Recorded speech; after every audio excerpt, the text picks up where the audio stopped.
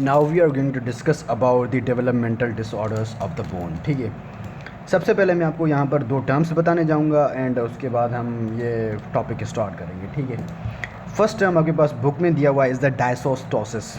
डायसोस्टोसिस is the localized disruption of migration and condensation of the mesenchyme. जो आपके पास bone and cartilage बनते हैं वो मीजेनकाइम से बनते हैं। ठीक है, अब इस मीजेनकाइम के माइग्रेशन या फिर कंडेंसेशन में डिसरप्शन आ जाए लेकिन लोकलाइज्ड हो, उसे हम डायसोस्टोसिस बोलते हैं। ठीक है, and particularly it is due to the mutation in the gene. क्या? It is due to the gene mutation in homeobox genes. ये जीन के नाम याद करना, ये होम्योबॉक्सिन तो बहुत ही इंपॉर्टेंट है। और इन द साइटोकाइन और इन द रिसेप्टर्स, इनमें क्या आ जाए, आपके पास क्या आ जाए, म्यूटेशन हो जाए तो आपके पास डायसोस्टोसिस डेवलप होगी। And examples of the dysostosis are the aplasia, supernumerary digits and syndactyly and craniosynostosis. ठीक है, ये इसके क्या एग्जांपल्स हैं। ये आपसे इतने पूछ नहीं सकते, लेकिन ये होम्योबॉक्सिन तो आपसे डेफिनेटली आपसे पूछेगा। ठीक है, कि इसमें जीन कौन सा इन्वॉल्व होता है, मेनली होम्योबॉक्सिन ही होता है। एंड अब फर्दर में जीन के नाम आपको बताऊंगा। ठीक है, एंड रंग्स उसको बोलते हैं। ठीक है, वो भी होता है। एंड ये चीज़ यहाँ पर याद, इसकी डेफिनेशन याद करना, it is the localized one. ठीक है, दूसरा आता है dysplasia. Dysplasia is the global, this is localize, this is global disruption of the bone in the cartilage is called dysplasia. It is due to the gene mutation in the entire skeleton. ये पूरे के पूरे skeleton में आपके पास क्या आ जाएगी, mutation आ जाएगी। इसको हम बोलते हैं क्या, डिस्प्लेजिया। आई होप कि ये दोनों टर्म्स आपको क्लियर हो गए होंगे अभी तक। उसके बाद जो डिफेक्ट पढ़ेंगे अभी हम, एक डिफेक्ट पढ़ेंगे हम, defect in the nuclear proteins and transcription factors.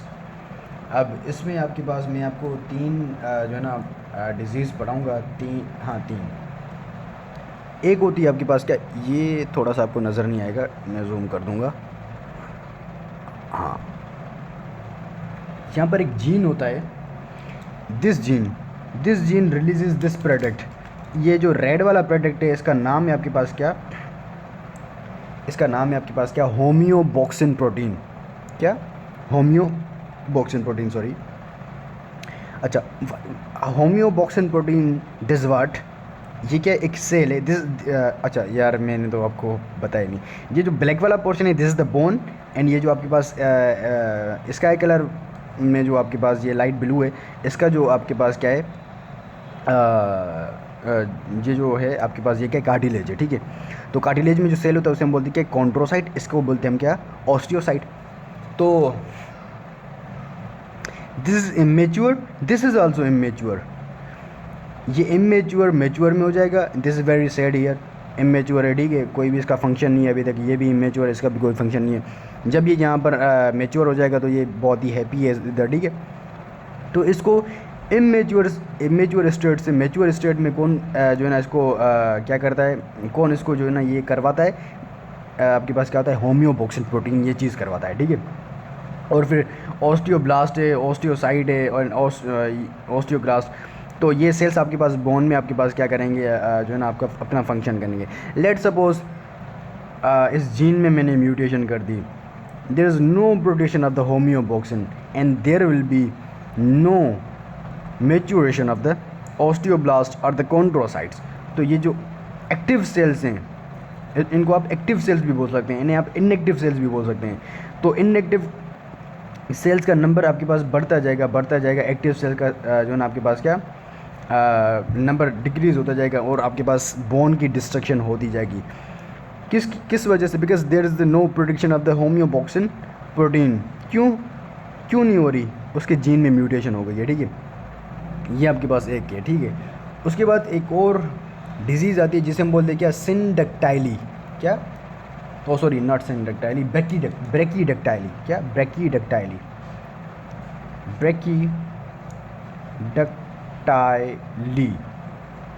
ब्रैकीडक्टाइली में बेसिकली होता क्या है, जो बिग टो है एंड थंब है, उसके साथ साथ टर्मिनल फिंगर्स बिकेम शॉर्ट। सिंडक्टाइली का मतलब क्या, शॉर्टनेस। ठीक है, ये आपके पास क्या है, थंब, इसके साथ साथ बिग टो एंड जो टर्मिनल फिंगर्स हैं, इन इन, इन, इन जो आपके पास फिंगर बिकम शॉर्ट, ठीक है, ये सारा क्या हो जाएगा, शॉर्ट हो जाएगा, ठीक है। इसे हम बोलते हैं क्या, ब्रेकीडेक्टाइली। अब ब्रेकीडेक्टाइली भाई क्यों होती है, एक जीन होता है जिस जीन को हम बोलते हैं क्या, Hox D13 gene. This is your that Hox D13 gene. इस जीन में म्यूटेशन होगी तो आपके पास ये ब्रेकीडेक्टाइली होगी, हॉक्स D13 म्यूटेशन, ठीक है। तो ब्रेकीडेक्टाइली आपको क्लियर हो गई होगी अभी तक। उसके बाद एक और डिजीज़ आती है जिसे हम बोलते हैं क्या, क्लीडो क्रेनियल डिस्प्लेजिया। क्लीडो क्रेनियल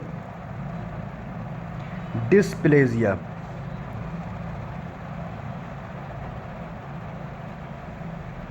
अब क्लीडो क्रेनियल डिस्प्लेजिया क्यों होती है, एक जीन होते है जिसे हम बोलते हैं क्या, रन X2 जीन। यार मैं इसको रन बोलता हूँ और एक्स को अलग बोलता हूँ, ठीक है। रंग्स भी बोलते हैं इसको, बहुत सारे प्रोनाउन जैसे आप करें, ठीक है। तो ये इस जीन में आपके पास जब म्यूटेशन होगी तो आपके पास क्या होगा, क्लीडो क्रेनियल डिस्प्लेजिया होगा। अब क्लीडो क्रेनियल डिस्प्लेजिया में क्या होता है, सॉरी,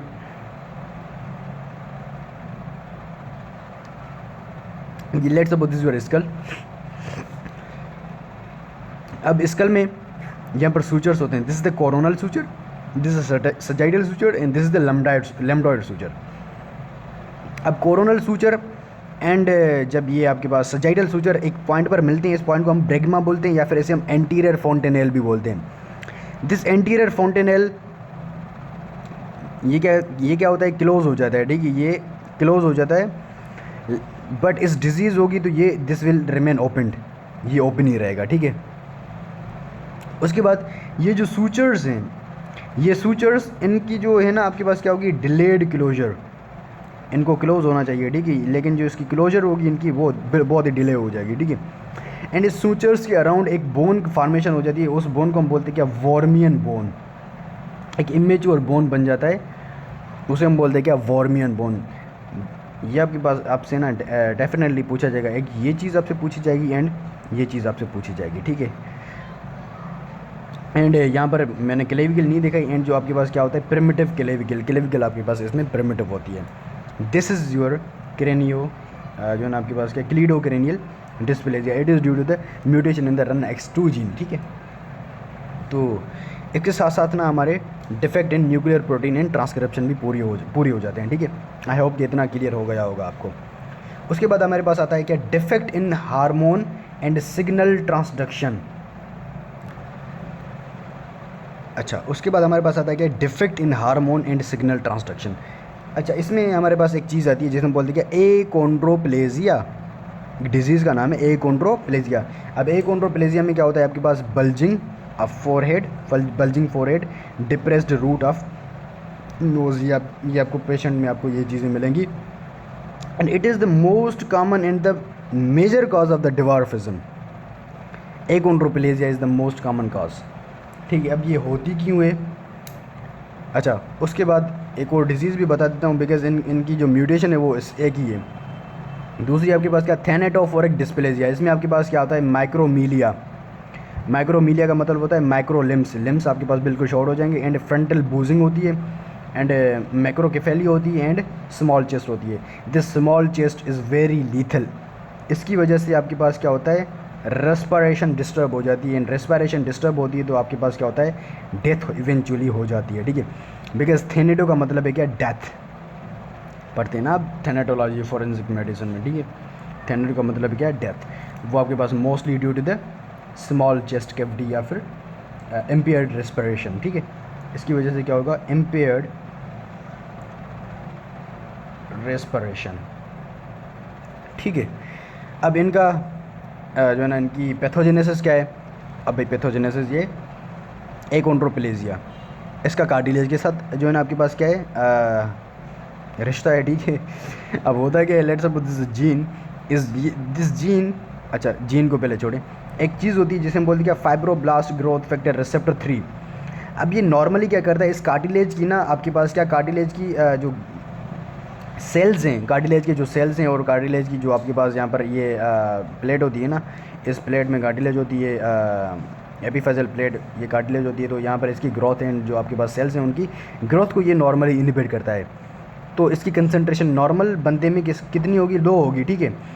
लेकिन अगर इस जीन में म्यूटेशन हो गई, इस जीन में क्या हो गई, गेन ऑफ फंक्शन म्यूटेशन, तो ये क्या करेगा, इस रिसेप्टर को, फाइब्रोब्लास्ट ग्रोथ फैक्टर रिसेप्टर 3 को बहुत ज़्यादा प्रोड्यूस करेगा and it is going to inhibit this one.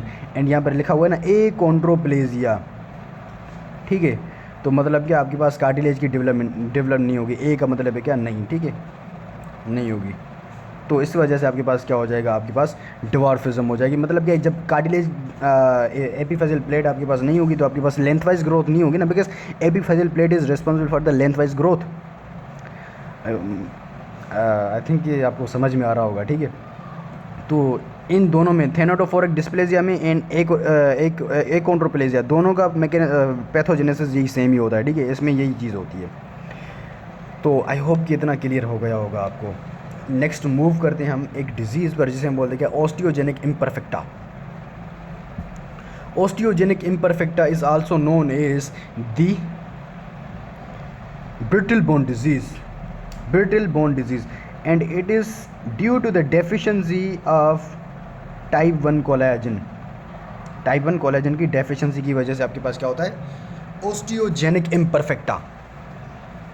अब इसमें होता क्या है, कोलेजन के आपके पास ना ट्रिपल हेलिकल स्ट्रक्चर होता है, एक इसमें चेन होती है अल्फ़ा 1 एंड अल्फ़ा 2 चेन होती हैं। एंड इन दोनों के जो जीन होते हैं, अल्फ़ा 1 एंड अल्फ़ा 2 के जो जीन होते हैं, इनमें क्या हो जाती है, म्यूटेशन हो जाती है। क्या होती है, इनमें म्यूटेशन होती है।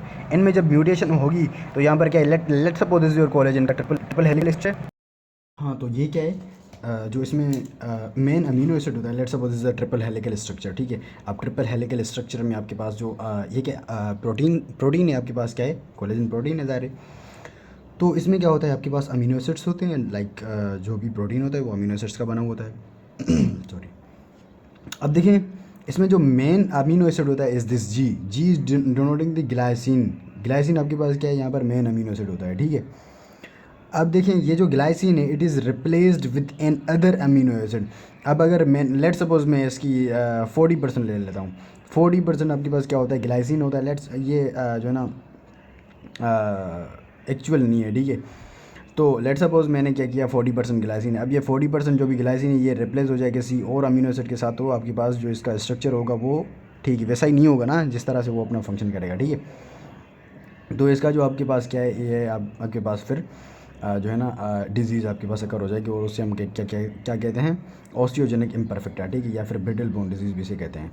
अब पेशेंट आपके पास प्रेजेंट कैसे करेगा, आपके पास पेशेंट आएगा with the blue sclera, because sclera में आपके पास टाइप 1 कोलेजन होता है। जिस चीज़ में आप टाइप 1 कोलेजन होगा वो आपके पास अफेक्टेड होगी, एंड स्क्लेरा आपके पास ट्रांसपेरेंट हो जाएगी, एंड बोन आपके पास बिल्कुल शॉर्ट हो जाएंगे। आपके पास जो टीथ हैं वो आपके पास ब्लूइश येलो टीथ हो जाएंगे, एंड हियर लॉस हो जाएगा, because inner ear and middle ear is also composed of the type 1 collagen, ठीक है। अब ये देखें बोन है, अब इसके फीचर्स और क्या होंगे आपके पास। अब ये बोन है, बोन में आपके पास ये क्या, एक फोरामिन होता है जिसे हम बोलते हैं न्यूरोनल फोरामिन। अब ये न्यूरोनल फोरामिन बोन अगर शॉर्ट हो जाएगा तो ये न्यूरोनल फोरामिन आपके पास वो भी शॉर्ट हो जाएगा। जब वो शॉर्ट हो जाएगा it will compress the nerve, ये इसमें से ये नर्व पास हो रही है, ये क्या नर्व ये इसमें से पास हो रही है, ये कंप्रेस हो जाएगी। जब ये कंप्रेस हो जाएगी तो आपके पास जहाँ बोन की नर्व सप्लाई भी ख़त्म हो जाएगी। अब ये क्या, इसके अंदर मेडुलरी कैविटी है, मेडुलरी कैविटी में आपके पास हेमेटोपोसिस हो रही होती है, तो हेमेटोपोसिस भी आपके पास ठीक से नहीं होगी। वो क्यों नहीं होगी, बिकॉज यहाँ पर एक चीज़ आ जाती है जिसे हम बोलते हैं क्या, प्राइमरी स्पंजियोजा। प्राइमरी स्पंजियोजा आपके पास एक बोन ही होती है, मतलब क्या है कि बोन होती है, इसमें होता क्या, ये आपके पास ना ख़त्म हो जाती है, ठीक है, फीटल पीरियड के बाद ये ख़त्म हो जाती है, ठीक है। तो ये यहाँ पर क्या करेगी, परसिस्ट करेगी। उसके बाद यहाँ पर क्या है, एक वूविन बोन भी यहाँ पर हो जाएगी, बिकॉज ये आ गई तो आपके पास क्या हो जाएगा, लेमिलर बोन नहीं आएगी, बिकॉज जो है ना आपके पास यहाँ पर क्या होगा, फिर जो है ना बोन इमेच्योर हो जाएगी, बिकॉज जो लेमिलर बोन है वो आपके पास अडल्ट बोन होती है, एंड वूविन बोन आपके पास क्या होती है, फीटल बोन होती है, ठीक है। तो ये यहाँ पर फीटल बोन आ जाएगी, ठीक है, ये यहाँ से ख़त्म नहीं होगी, ठीक है। तो ये चेंजेस आ जाती हैं यहाँ पर। एंड एक और जी मेन जो चीज़ आपसे एग्जामिनर पूछेगा, ये जो इसकी epiphysis, this is epiphysis and this is also the epiphysis. यहाँ पर मेटाफाइसिस होती है, यहाँ पर डायाफाइसिस है, ये ठीक है। तो एपिफाइसिस में आपके पास क्या होगा, बोलस हो जाएगी एंड मिसशेपन हो जाएगी। इसको हम कहते हैं क्या, एर्लिन मायर फ्लास्क डिफॉर्मिटी, एर्लिन मायर फ्लास्क डिफॉर्मिटी से कहते हैं हम, जब एपिफाइसिस आपके पास बोलस हो जाए और मिससेपन हो जाए। एंड ये osteogenic imperfect is the autonomic dominant होती है, ठीक है, ऑटोनॉमिक डोमिनेंट इन्फेक्शन होती है, ठीक है। आई होप कि इतना क्लियर हो गया होगा आपको। उसके बाद लास्ट है हमारे पास क्या, osteopetrosis. This is not osteoporosis, this is osteopetrosis. अब osteopetrosis is the defect in acidification of the resorption pit, defect in acidification of resorption pit। अब ये रिजॉर्प्शन पिट जो बन रहा होता है इस ऑस्टियोक्लास्टिक एक्टिविटी के बाद, उसमें आपके पास क्या करना होता है, आपने एसिडिफाई करना होता है। तो वो एसिडिफिकेशन अगर नहीं होगी तो आपके पास डिजीज़ होती है ऑस्टियोपिट्रोसिस। ये मैं आपको बताऊंगा। इसमें सेट ऑफ द जीन्स होते हैं जिनकी वजह से, जिनमें म्यूटेशन होती है तो ये डेवलप करती है। एक जीन होता है जिसे हम बोलते हैं क्या, CLCN7, ठीक है। ये जीन होता है, ये जीन एक प्रोडक्ट रिलीज़ करता है, हाँ एक प्रोडक्ट ही होता है जो है ना बनाता है, मतलब कि रिलीज़ नहीं करता, बनाता है। और उसे बोलते हैं हम क्या, ये वाला प्रोडक्ट है, ये वाला प्रोडक्ट दिस। अब जिस पेन से मैंने जीन बनाया उसी पेन से मैंने इसका वो बनाया है, जो चीज़ ये प्रोड्यूस करता है। This is hydrogen chloride exchanger. नाम लिखने की ज़रूरत नहीं है, बिकॉज इट जो ये क्या करता है, हाइड्रोजन को बाहर मूव करता है एंड क्लोरीन को अंदर लाता है, ठीक है। जब ये हाइड्रोजन बाहर आएगी, let's suppose this is the bone. अब ये बोन में यहाँ पर क्या है, मिनरल्स हैं। मिनरल्स जो यहाँ पर मेन होता है आपके पास क्या होता है, कैल्शियम हाइड्रोक्सी एपेटाइट, ठीक है, एंड फास्फोरस भी होता है। तो ये एसिडिफिकेशन होगी, एसिडिफिकेशन के बाद ये चीज़ क्या हो जाएगी, यहाँ से रिमूव हो जाएगी। ये नॉर्मल बता रहा हूँ अभी, ये क्या है नॉर्मल। अब ये रिमूव हो जाएगी, मतलब कि यहाँ पर ऑस्टियोक्लास्टिक एक्टिविटी डोमिनेट कर जाएगी, ठीक है, ऐसे ही है। तो इस जीन का नाम याद करना। उसके बाद एक और जीन होता है, उसका नाम होता है TCIRG1 gene, TCIRG1 gene. This is your TCIRG1 gene. This produces this product. इसका नाम है आपके पास क्या, हाइड्रोजन ATPase। ये ATP के वाया हाइड्रोजन को क्या करता है, इस रिजॉर्प्शन पिट में क्या करता है, भेजता है, ठीक है। जब ये रिजॉर्प्शन पिट में आ जाएगा हाइड्रोजन, तो इसकी एसिडिफिकेशन हो जाएगी रिजॉर्प्शन पिट की। यहाँ पर ये क्या रिजॉर्प्शन पिट है, लेट्स सपोज ये जो डॉट डॉट है ना, ये रिजॉर्प्शन पिट को डिनोट कर रहा है, ठीक है, नॉट डेवलप। तो ये यहाँ पर इसकी क्या करेगा, एसिडिफिकेशन करेगा और ये इसको रिमूव करवाएगा, ठीक है। तो दो चीज़ें बताई मैंने, एक hydrogen potassium exchanger and hydrogen ATPase। तीसरी चीज़ होती है जिसे हम बोलते हैं क्या, this gene. This gene produces this enzyme and this enzyme is known as carbonic anhydrase 2 enzyme. Carbonic anhydrase 2 enzyme. This carbonic anhydrase 2 enzyme does what? It has carbon dioxide in one foot and water in other foot.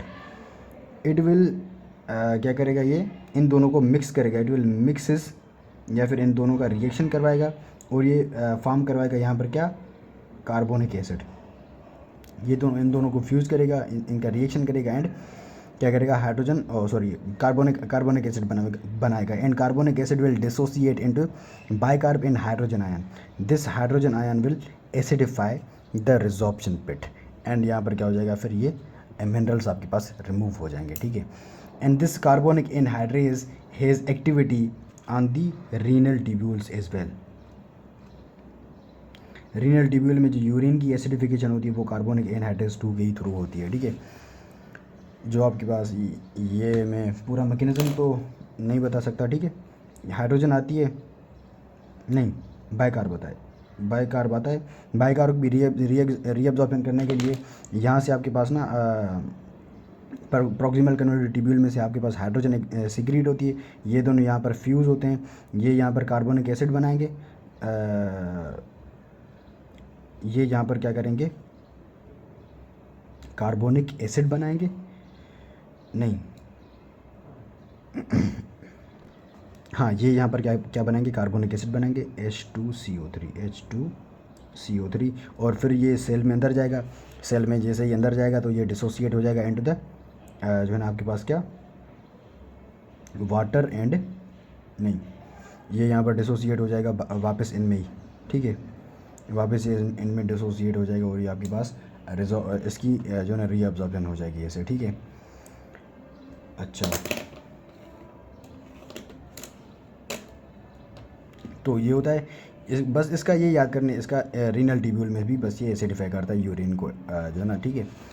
अच्छा, 3 चीज़ें मैंने बताई, तीन jeans बताए। उसके बाद last gene है हमारे पास, उस जीन का नाम है आपके पास क्या, 1 kbkg, 1 kbkg, this is your that gene. This produce a protein known as NEMO. This gene produce a protein known as NEMO. NEMO is going to activate this I-kappa K. I is for inhibitor of kappa kinases. Inhibitor of kappa kinases.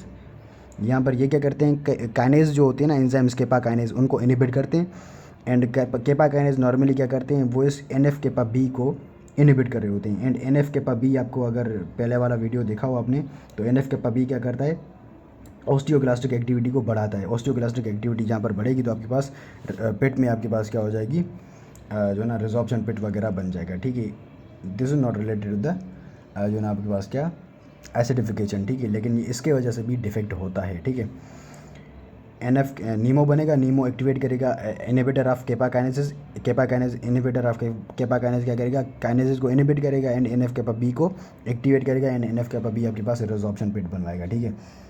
अगर इन चारों jeans में defect हो जाए तो acidification नहीं होगी, acidification नहीं होगी तो आपके पास रिजॉर्प्शन ऑफ द बोन नहीं होगी, रिजॉर्प्शन ऑफ बोन नहीं होगी तो आपके पास यहाँ पर क्या हो जाएगा, मिनरल्स ज़्यादा से ज़्यादा जो है ना आपके पास क्या हो जाएंगे, इसमें डिपॉजिट हो जाएंगे एंड बोन आपके पास क्या हो जाएगी, बिल्कुल थिक हो जाएगी एंड थिक हो जाएगी और आपके पास there will be the chances of the fractures, more chances of the fractures, ठीक है।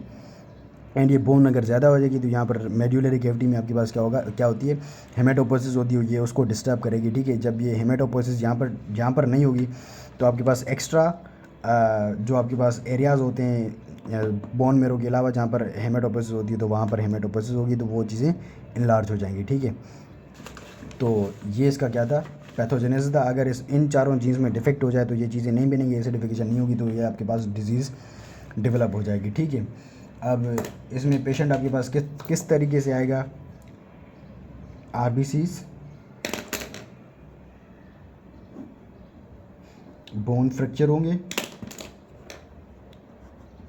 हेपेटोस्प्लीनोमेगाली होगी, RBCs लो होंगे तो इट इज़ अनीमिया, इसका क्या होगा, फ्रैक्चर होंगे बोन के एंड हेपेटोस्प्लीनोमेगाली होगी एंड देन डेफनेस हो जाएगी, ठीक है। इसमें डेफनेस भी होती है एंड ल्यूकोपीनिया होता है, ठीक है। ल्यूकोसाइड का भी नंबर बिल्कुल कम हो जाएगा, ठीक है। तो ये इसके इस तरह से आपके पास पेशेंट आएगा। एंड अगर कार्बोनिक एनहाइड्रेस 2 पर्टिकुलरली डिफेक्ट है तो it is also relative the renal tubule, there will be renal tubular acidosis, RTA। This is not road traffic accident, this is renal tubular acidosis. Road traffic accident नहीं समझना इसको, this is renal tubular acidosis. तो carbonic anhydrase में आपके पास renal tubular acidosis के तरह पे मैंने आपके पास पेशेंट क्या करेगा, आएगा, ठीक है। So this is all about the genetic disorders of the bone, ठीक है। आई होप कि पूरा का पूरा टॉपिक आपको क्लियर हो गया होगा।